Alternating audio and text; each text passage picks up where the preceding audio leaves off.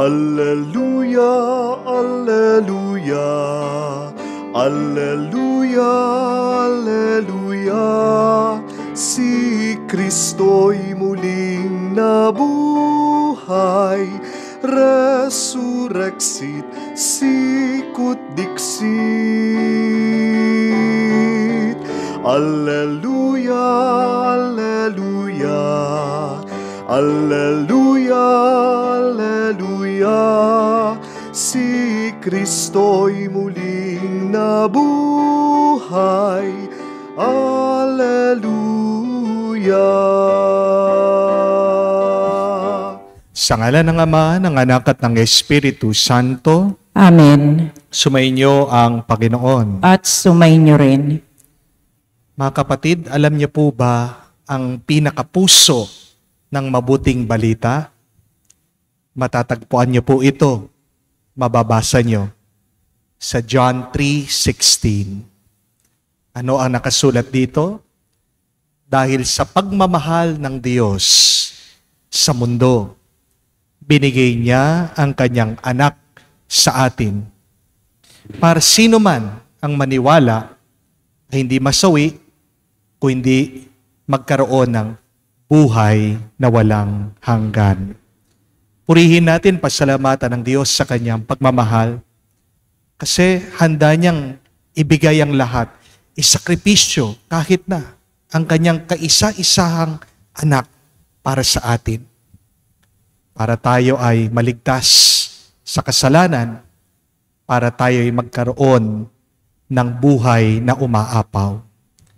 Sa napakaraming beses na kung saan na tayo ay nabuhay pa rin sa pagkakasala, na hindi man tayo nagpasalamat sa Kanya, na nakalimutan natin kung gaano tayo kamahal ng Diyos.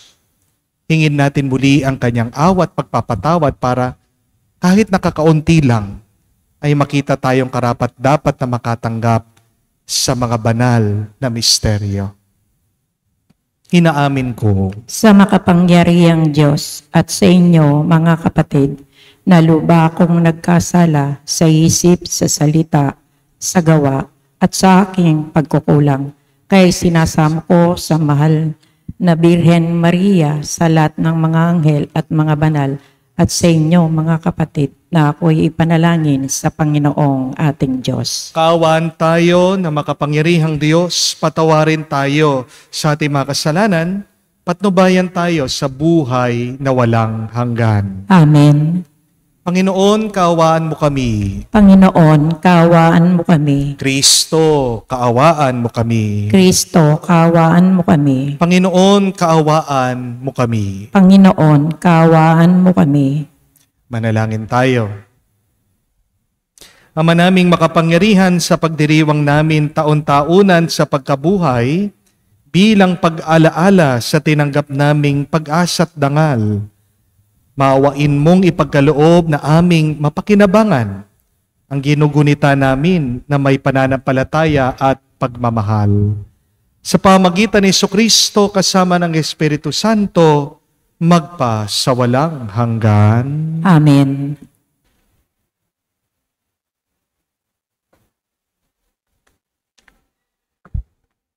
Pagbasa mula sa mga gawa ng mga apostol.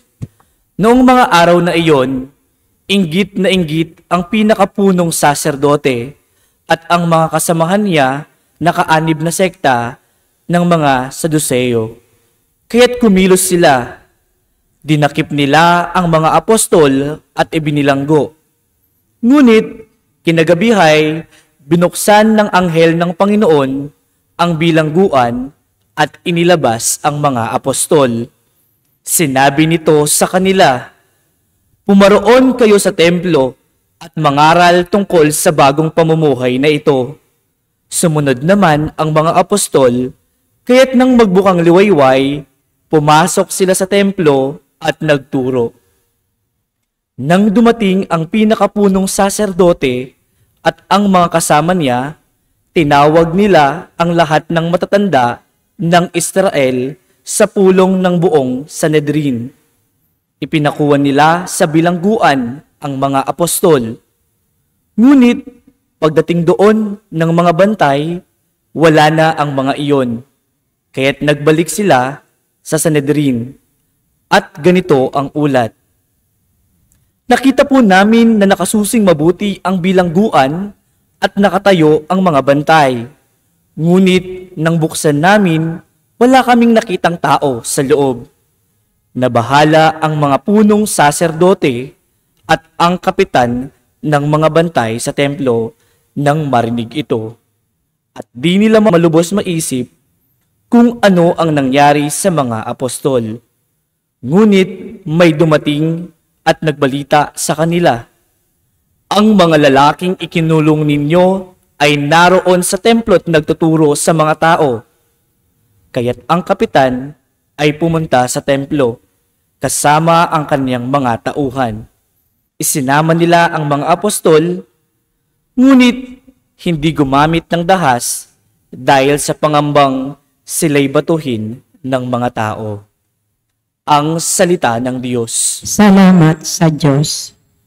Dukhang sa Diyos tumatawag ay kaniyang inililigtas. Dukang sa Diyos tumatawag ay kanyang inililigtas. Panginooy aking laging pupurihin, sa pasasalamat di ako titigil. Aking pupurihin kaniyang mga gawa, kayong naaapi, makinig at matuwa. Dukang sa Diyos tumatawag ay kanyang inililigtas. Ang pagkadakila niya ay ihayag, at ang ngalan niya ay purihin ng lahat. Ang aking dalangi dininig ng Diyos, na wala sa akin ang lahat kong takot. Dukang sa Diyos tumatawag ay sa kanyang inililigtas. Nagalak ang aping umasa sa Kanya, pagkat di nabigo ang pag-asa nila. Tumatawag sa Diyos ang walang pag-asa, sila'y iniligtas sa hirap at dusa. Dukang sa Diyos tumatawag ay kanyang inililigtas. Anghel yaong bantay sa may takot sa Diyos, sa mga panganib sila'y kinukupkop. Ang galing ng poon, hanaping masikap, yaong nagtiwala sa Kanya'y iniligtas, ay maituturing na taong mapalad. Dukang sa Diyos tumatawag ay kanyang inililigtas.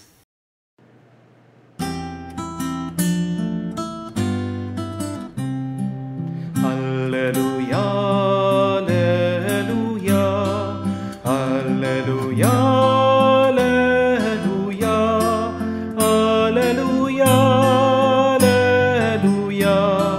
alleluia, alleluia, alleluia, alleluia, alleluia, alleluia, alleluia.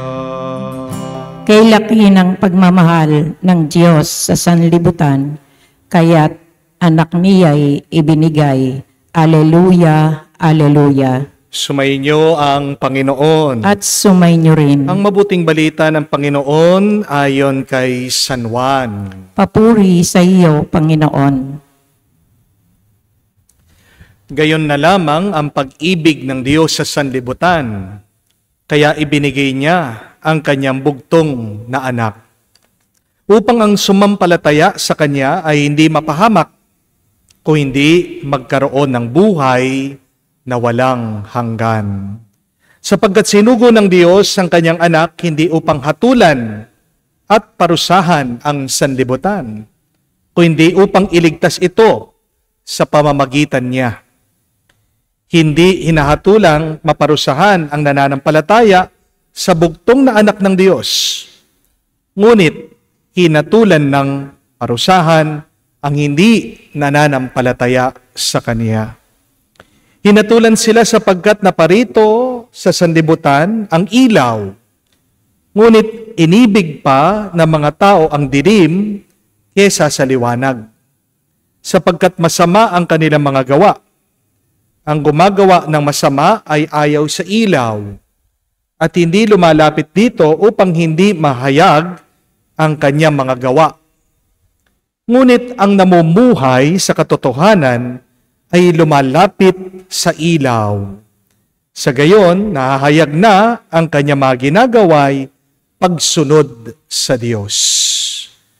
Mga kapatid, ang mabuting balita ng ating Panginoon. Pinupuri ka namin, Panginoong Jesucristo. Magandang araw po muli sa inyong lahat.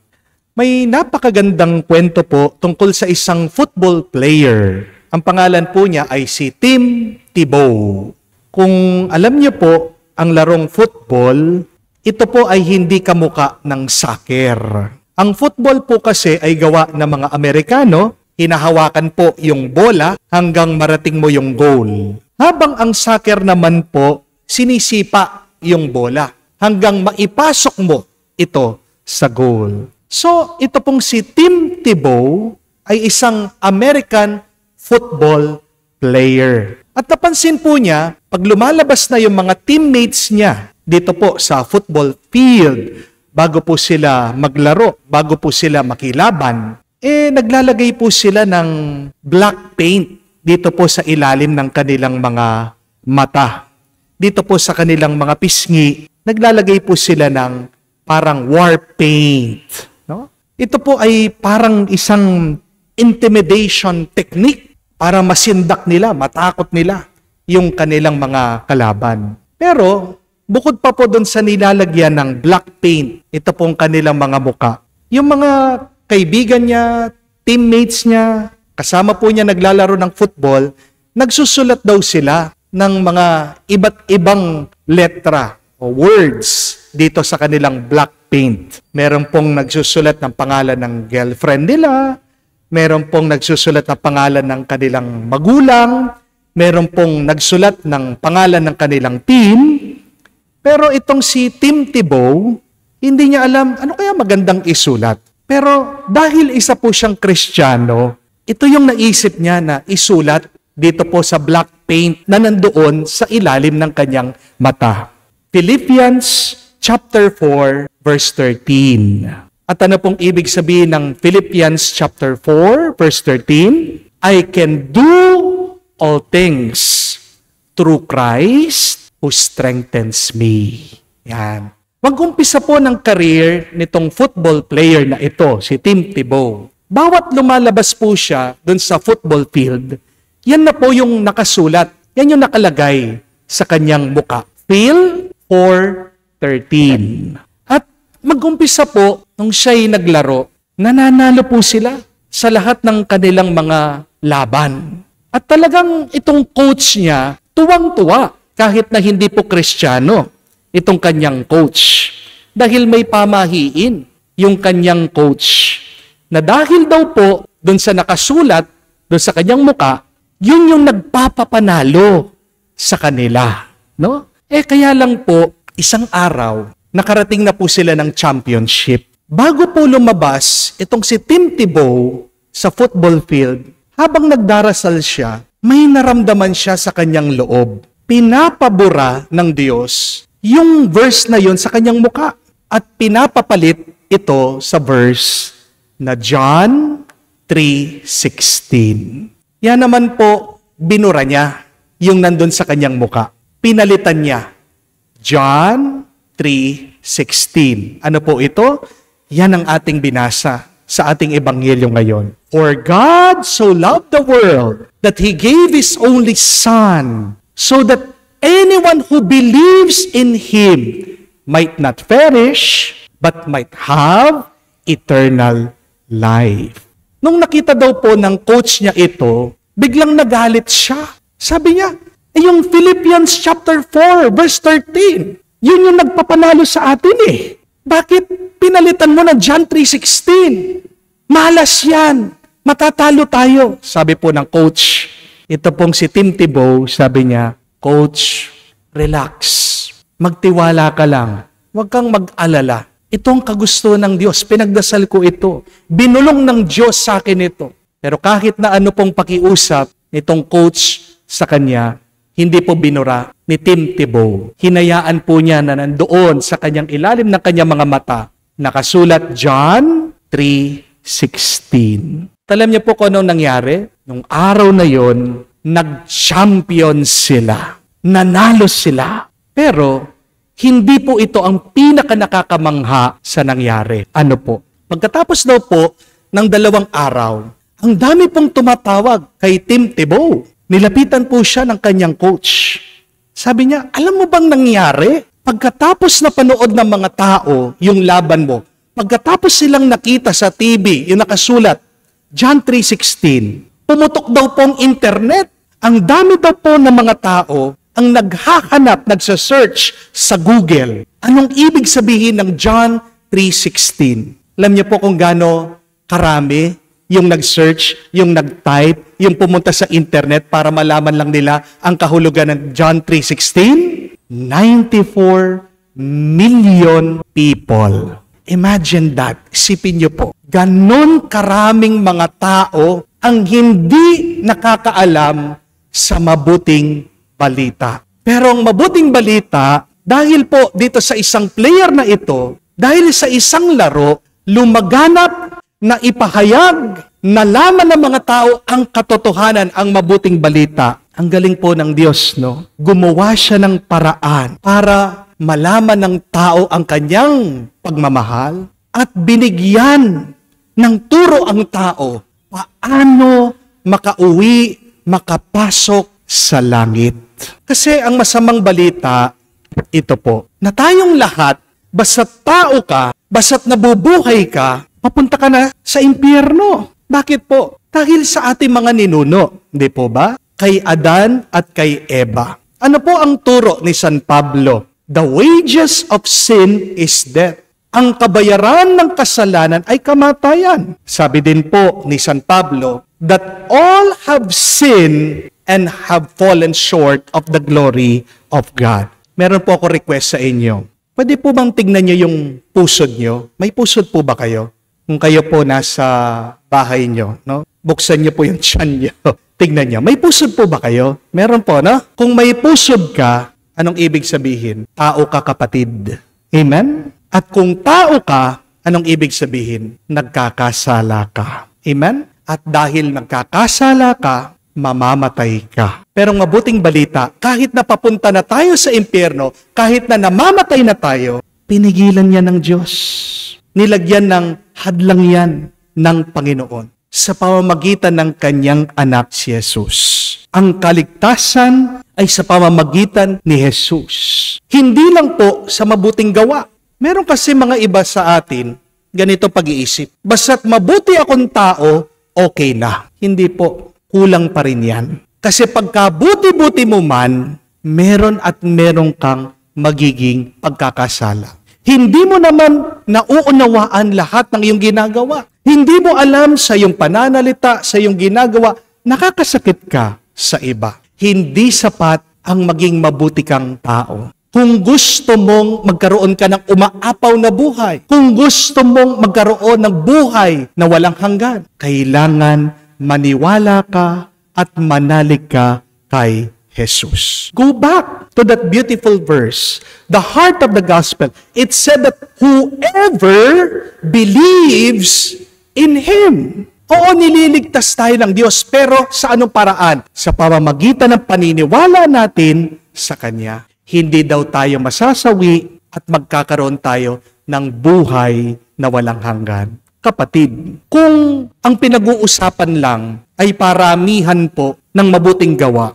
edi sana hindi na po nagpadala ang Diyos ng isang tagapagligtas. Di po ba? Ang binigay ng Diyos sa atin, tagapagligtas. God gave us a Savior. Kung ang pinag-uusapan lang pala ay yung mabuting gawa, di sana ang pinadala ng Diyos sa atin, accountant. Ano pong accountant? Yung nagbibilang. O, gaano karaming ginawa mong mabuti. O sige, pasok ka na. Pero hindi po, di ba? Ang binigay ng Diyos, ang pinadala niya sa atin, tagapagligtas, manunubos. God sent us a Savior. Not only a teacher, not only a miracle worker, not only a social worker, not only a helper for our physical needs, material needs. Kaya nga para maligtas ka, magkaroon ka ng umaapaw na buhay, umpisan mo sa iyong paniniwala at pananalig kay Jesus. At ang pananalig na yan, lumalalim sa ugnayan. Hindi pwede na maniwala ka na wala kang relasyon sa Kanya. Di po ba? Pag sinasabi mong naniniwala ka pero wala kang ugnayan, anong tawag mo dyan? kaplastikan. Pagbabalat kayo lang. Ang tunay na tanda na ikaw ay talagang nananalig sa Diyos ay yung nananatili ka sa Diyos. Nakikinig ka sa salita niya, sumusunod ka sa kanyang kagustuhan. Amen? At isa pang magandang tanda na ikaw ay sumasampalataya sa kanya, ay nagbabago ang iyong isip at puso. Hindi pwede na sabihin mo, naniniwala ka kay Jesus at nananatili ka sa kasalanan. Kaya nga, ang sabi din po sa ating pagbasa, ang mga nananalig sa kanya ay nabubuhay sa liwanag. Ang mga hindi naniniwala ay nandoon pa rin sa kadiliman. Magandang itanong po ito, mga kapatid. Talaga ba nananalig ako kay Jesus? Kung naniniwala ka kay Jesus, may ugnayan ka ba sa Kanya? At kung talagang nananampalataya ka sa Diyos, naipapakita mo ba yan sa iyong asal, sa iyong gawa? Kumusta na ang iyong isip at puso? Bago na ba yan? O luma pa rin? Manalangin po tayo, mga kapatid. Huwag nating hayaan na ang mabuting balita, John 3:16, ay manatili lang sa ating isip, isa puso natin at isa buhay natin. Hindi mo alam, kapatid, kapag binubuhay mo ang napakagandang katotohanan ito, baka ikaw na ang susunod na instrumento ng Diyos para makaligtas ka ng kaluluwa at meron kang mailapit at maibalik sa Diyos. Amen. Tumayo po tayo. Alay po natin sa Diyos ang ating mga dasal at panalangin. Ating sabihin, Panginoon, dinggin mo kami. Panginoon, dinggin mo kami. Ang simbahan naway laging maging buhay na tanda ng pag-ibig at tabag ng Diyos sa mga panahon ng kadiliman at kawalan ng pag-asa. Manalangin tayo sa Panginoon. Panginoon, dinggin mo kami. Sa ating pamumuhay, naway may padama natin sa kapwa ang pag-ibig ng Diyos sa pamamagitan ng ating mga ginagawa. Manalangin tayo sa Panginoon. Panginoon, dinggin mo kami. Ang pag-ibig ng Diyos naway magatid ng kapayapaan sa ating mga puso at pagkakasundo ng lahat. Manalangin tayo sa Panginoon. Panginoon, dinggin mo kami. Sa katahimikan po ng ating puso, banggitin din natin sa Diyos ang ating mga personal na pangangailangan. Ama naming nasa langit, tunghayan mo na may pag-ibig ang iyong mga anak at patnubayan mo kami sa aming paglalakbay patungo sa kaligtasan. Hinihiling namin ito sa pamagitan ni Kristo, aming Panginoon. Amen.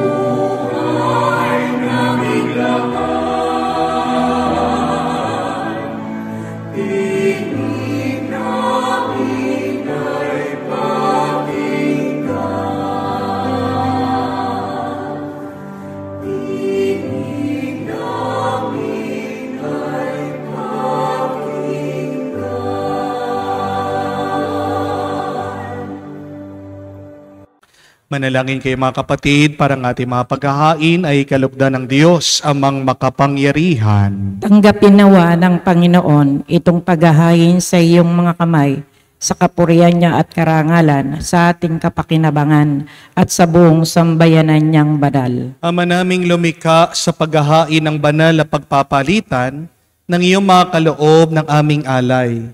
Kami pinagsasalo mo sa iyong buhay na namumukod tangi at walang kapantay. Pagkaloob mo ang aming pakikinabang sa iyong pakikisamang aming maasahan, ay siya ring umiiral sa aming pamumuhay araw-araw. Sa pamagitan ni Jesucristo kasama ng Espiritu Santo, magpa sa walang hanggan. Amen. Sumainyo ang Panginoon. At sumainyo rin. Itaas sa Diyos sa inyong mga puso at diwa. Itinaas na namin sa Panginoon. Pasalamatan natin ang Panginoong ating Diyos. Marapat na siya ay pasalamatan. Ama naming makapangyarihan, tunay nga marapat ikaw ang aming pasalamatan. Ngayon pinagdiriwang ang paghahain ng Mesiyas, ang maamong tupa na tumubos sa aming lahat. Naghahaing walang humpay ang anak mong minamahal, upang magkasalo-salo ang tanan sa piging ng iyong buhay. Hindi na mamamatay ang inihain sa krus. Ang sa krus pinako, buhay lagi bilang handog. Kaya kaisa na mga anghel nagsisiyawit ng papuri sa iyo. Nang walang humpay sa kalangitan, kami nagbubunyi sa iyong kadakilaan.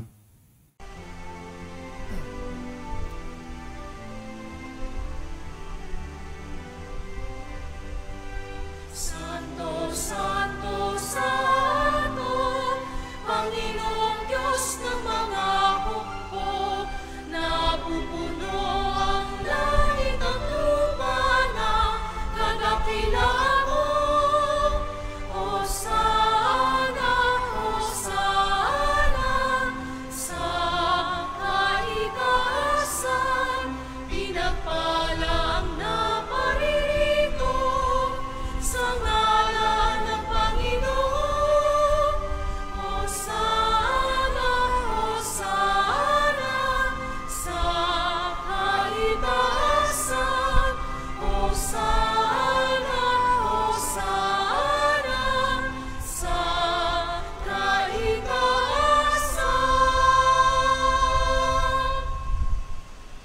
Ama naming banal, ikaw ang bukal ng tanang kabanalan. Kaya't sa pamagitan ng iyong Espiritu, gawin mong banal ang mga kaloob na ito upang para sa amin maging katawan at dugo ng aming Panginoong Jesucristo. Bago niya pinagtiis ang kusang loob na maging handog, ginawa kanyang tinapay, pinasalamatan kanya, pinaghati-hati niya iyon, inabot sa kanyang mga alagad at sinabi, "Tanggapin ninyong lahat ito at kanin. Itong aking katawan na ihahandog para sa inyo."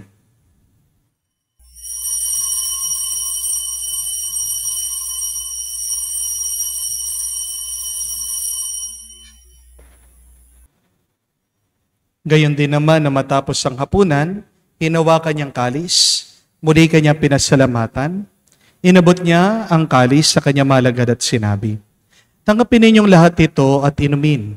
Itong kalis ang aking dugo, ng bago at walang hanggan tipan. Ang aking dugo na ibubuhos para sa inyo at para sa lahat, sa pagpapatawad ng mga kasalanan. Gawin ninyo ito sa pag-aalaala sa akin."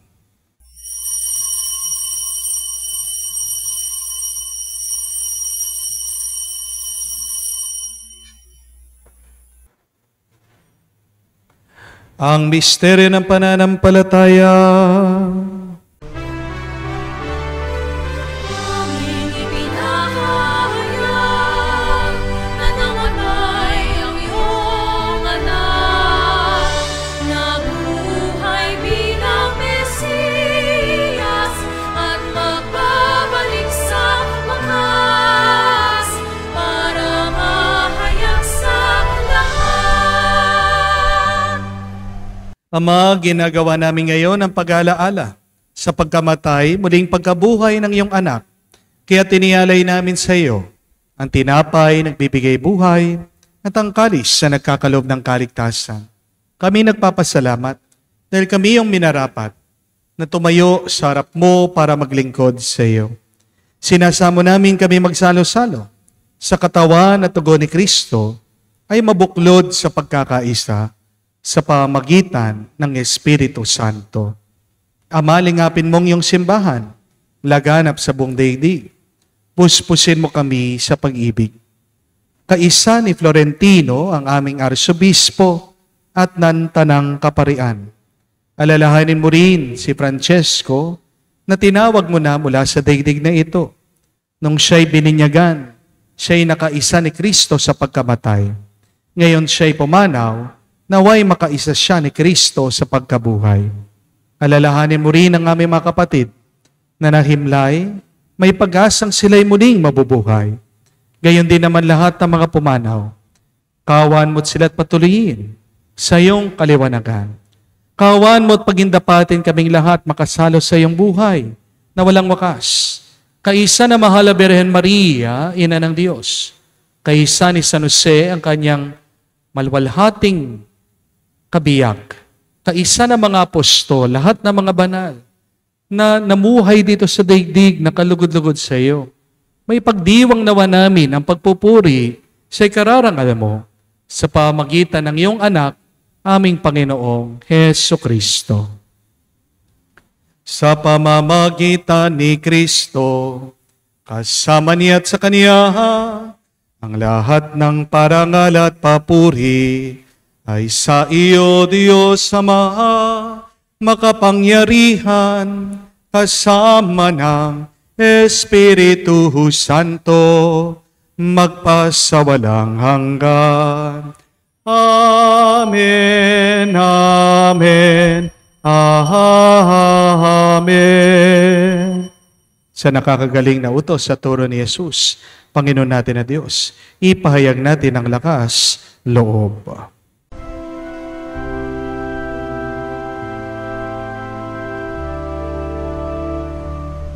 Ama namin, sumasalangit ka, sambahin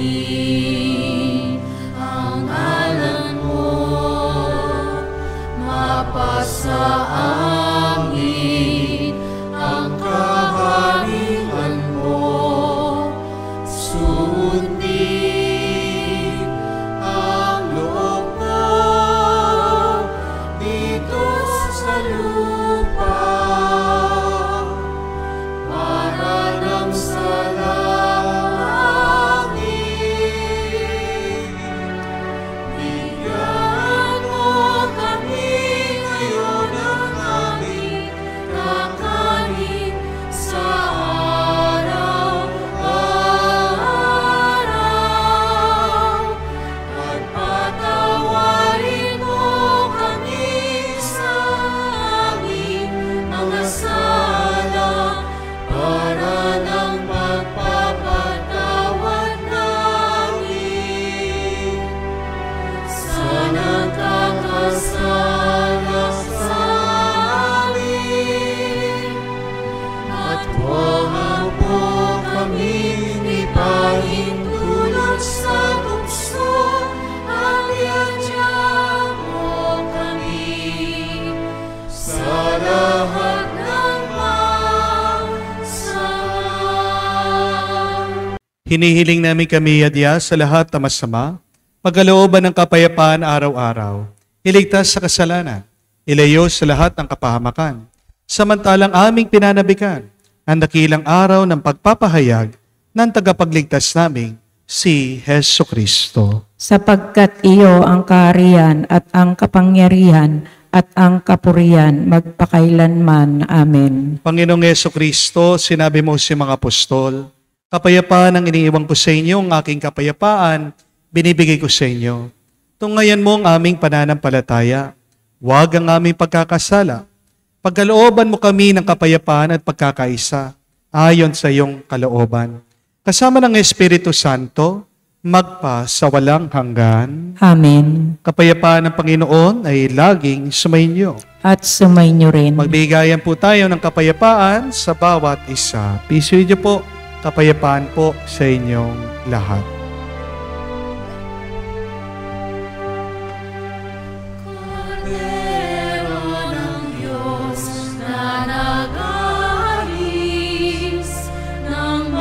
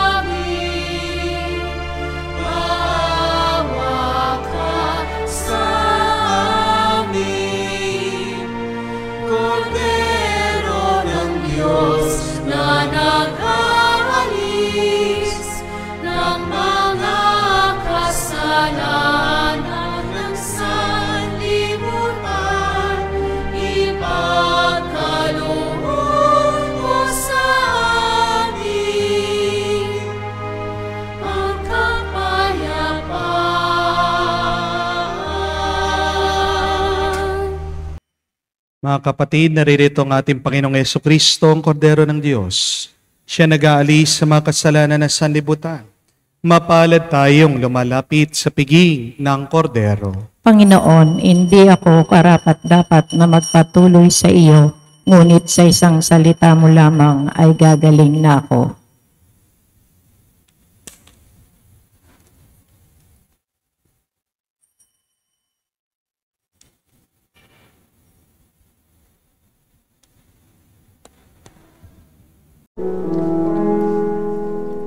Make me a servant, humble and meek.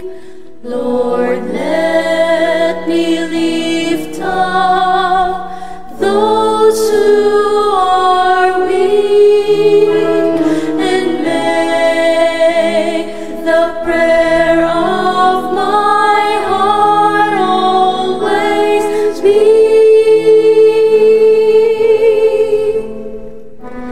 Make me a servant, make me a servant, make me a servant today.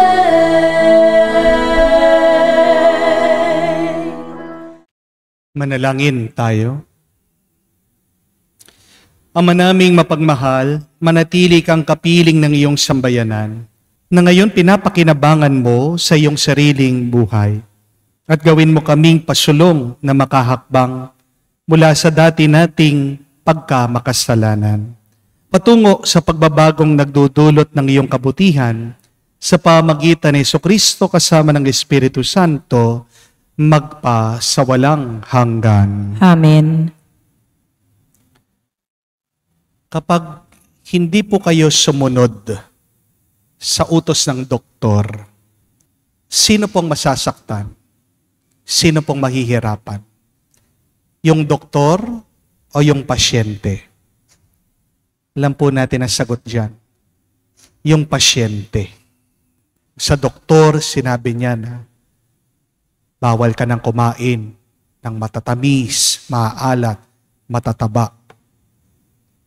Kapag hindi mo sinundan yung kanyang utos, ang katawan mo ang magdurusa. Hindi kagustuhan ng Diyos ng tao magdusa. Hindi natutuwa ang Diyos kapag ang tao ay nahihirapan. Pero, bakit tayo nahihirapan? Bakit ba tayo nagdurusa? Kagagawan din natin. Binibigyan na tayo ng daan para tayo ay maligtas, para tayo ay magkaroon ng umaapaw na buhay. Pero nasa atin pa ring pagpili. Mas pipiliin natin ang dilim kaysa sa liwanag ng Diyos. Mga kapatid, tinanggap na natin ang mabuting balita. Sa pagmamahal ng Diyos, niligtas tayo ni Jesus. Pero kailangan nating manalig sa Kanya para maligtas tayo. Tanong ibig sabihin ng pananalig? Yung narinig mo, naunawaan mo, at sinundan mo. Kaya magandang pagnilayan po yan sa araw na ito. Anong mga bagay pa rin na hindi ko sinusundan sa kagustuhan ng Diyos? Ano man ang sitwasyon mo ngayon, kapatid, may pinapagawa ang Diyos sa iyo. Nahihirapan ka man financially, may sakit ka, mag-isa ka sa buhay, nalulungkot ka, napapagod ka na. Ang mabuting balita, kapatid, mahal na mahal ka ng Diyos. Kung susunod ka sa Kanya, makakatanggap ka ng umaapaw na pagpapala at grasya.